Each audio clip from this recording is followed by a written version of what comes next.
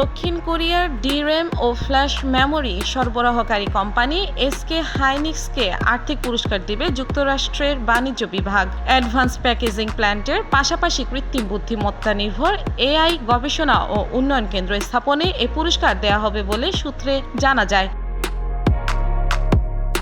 Chip উৎপাদনের দিক থেকে বিশ্বের দ্বিতীয় বৃহত্তম কোম্পানি হচ্ছে এসকে হাইনিক্স। এক বিবৃতিতে কোম্পানিটি জানায়, ইন্ডিয়ানার ওয়েস্ট লাফায়ার্টে $387 কোটি ব্যয়ে কারখানা স্থাপন করবে। নতুন এই কারখানাতে বড় পরিসরে পরবর্তী প্রজন্মের হাই ব্যান্ডউইথ মেমোরি চিপ তৈরি করা হবে বলে জানা গেছে। এনভিডিয়ার সরবরাহকারী কোম্পানিটি জানায়, বর্তমানে আর্টিফিশিয়াল ইন্টেলিজেন্স সিস্টেমসের প্রশিক্ষণে ব্যবহৃত গ্রাফিক্স প্রসেসিং ইউনিটে এই চিপ ব্যবহার করা হচ্ছে।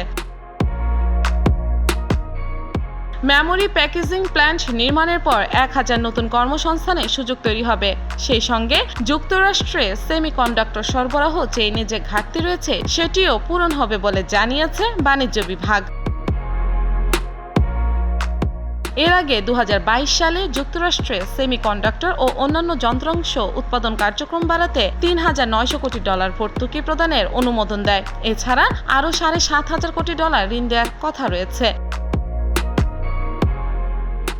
বাণিজ্য সচিব গিনা রাইমোন্ডো জানান, এখন পর্যন্ত বিভাগ থেকে 15টি কোম্পানির জন্য টার্মশিট ঘোষণা করা হয়েছে, যার মধ্যে $3,000 কোটি আর্থিক সহায়তা দেওয়া হবে। এর মাধ্যমে ব্যক্তি মালিকানায় আরও $30,000 কোটি তহবিল তৈরি করা হবে।